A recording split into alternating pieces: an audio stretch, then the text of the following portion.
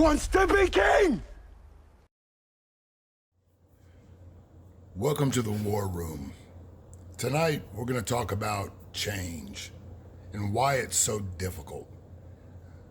Since I released the program, I noticed that all of the people that had signed up to join the program had all been dragging their feet on taking the steps, the necessary steps, and giving me a sit rep on where they were.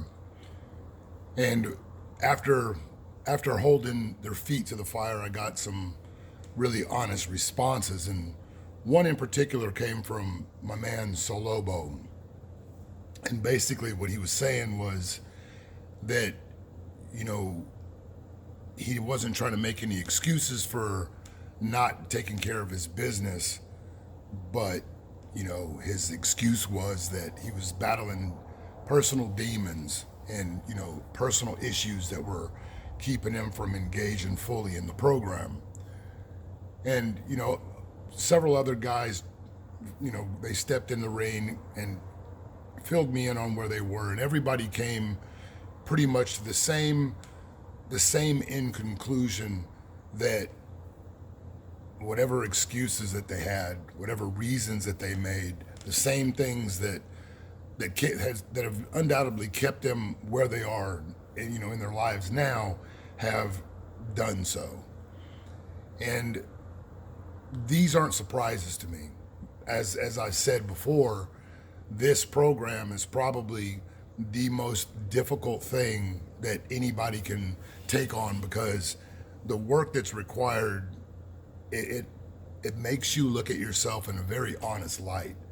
And when you try to do that, what happens is the same lies, the same manipulation, the same motions that you take to be where you are in your day-to-day life, they come into play. They may mask themselves, but you will always find yourself in your comfort zone. You will always generally find your way back. That's the way it goes. And somebody who's trained all the way down to somebody who's untrained, you will always fall back on your highest level of training, your homeostasis level of comfort, if you will.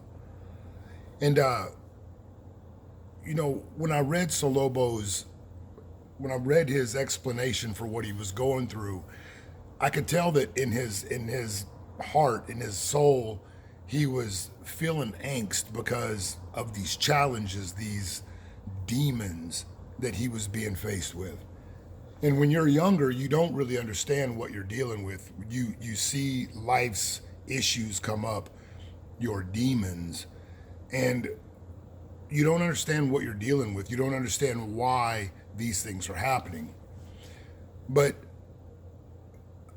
I was told a story a long time ago when I was in my 20s, and it was told in a biblical sense, but you can use it in a universal sense, just the way that the world works, the universal order works. See, when you're doing whatever it is your day-to-day routine is, generally, if your life isn't where you want it to be, you're doing a bunch of stuff that you shouldn't be doing. Or at best, you're not doing the things that you know that you should do, that you could do, that would make your life infinitely better than what it is. And most people go through life living pretty much the same day over and over again. There's no need for change because their level of comfort is their day-to-day routine.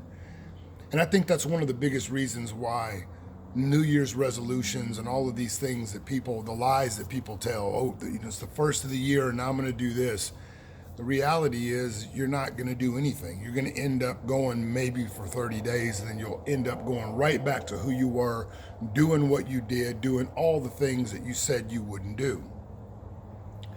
But the story that I was told, it really put things into perspective, and it made me start looking at things, the challenges in my life. It gave me a very clear perspective of what I was seeing when I finally took a look at myself and started peeling back the onion of my life. And the story goes like this. Paul is going through his day-to-day life, sinning, chasing women, going to the clubs, chasing money, living a very worldly life. And the evil spirits, the devil, the demons, Paul's demons, they don't find any need to bother him because he's doing the will. He's doing the will that they would have him do anyway. The greed, the lust, all of these things, the jealousy, the envy, the rage, all of these things are part of his day-to-day life. And so the demons pay him no mind. Well, one day, Paul decides that he no longer wants to be this person. And so he takes a look at himself, and the demons take notice.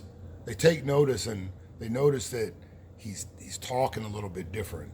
And so they start to congregate. But he still slips every now and then, more often than not. He's still chasing booty, still smoking weed, still doing all the things that he shouldn't be doing. And he's not doing the things that he should. And so the demons keep an eye on him, but they say, don't worry about it. He's still doing the work. And then he decides to do the 90 Days of Suck program. And when he starts peeling back the layers of the onion of his life and realizing where he's fallen short, the demons take full notice. They congregate, and all of the things that are his weakness are presented to him. Women are thrown at him in mass. He comes up on easy money. Everything that has brought him to the hell that he's trying to escape are offered to him, but they're dressed up real sexy like. In that moment, Paul has a choice. In that moment, he has a choice of whether he's going to turn around and shout the demon down, or whether he's going to take the jewels that are offered and fall back into hell. You see, the reason why change is so hard is because it's hard. It's extremely hard. It requires discipline. It requires us to take an honest look at ourselves. And when we do that, when we take that honest look, it's almost impossible to be okay with what you see. And that makes you feel a certain kind of way. And when you take a stand to take a stand against that person, when you take a stand to start moving against that person and changing who you are, the world, the evil that you've been serving will attack you. It will attack you in ways that you can't even imagine. And the worst thing that you can do is give up. The worst thing that you can do is give in. What you need to do in this fight, what you need to do in this battle, number one, is embrace that. When those demons arise, they're arising because you're moving. They're arising, they're attacking you because they need you to stay where you are. They need you to continue to do the evil work, the work that keeps you small and weak. They need you to stay insignificant. Once you decide to claim your kingdom, then all of these things come into play. And that's where you got to stand up. That's where you have to stand too. These things don't attack weak men. When weak men go through their lives, they are no threat. They are no threat at all. But when you're a strong man, when you're a threat to what's bad in this world, you will be attacked. You should expect to be attacked. The moment you decide to take control of your life, to change your life and stop doing the things that are keeping you down, you will be attacked by those things, and you will be introduced to new things. The key is to keep your eye on your target. Keep your eye on where you want to go, and realize that these temptations, these demons, these obstacles are merely those things. They're merely obstacles. And instead of letting them stand in your way, stand on top of them so you can get a very clear vision of where it is that you want to go. Out.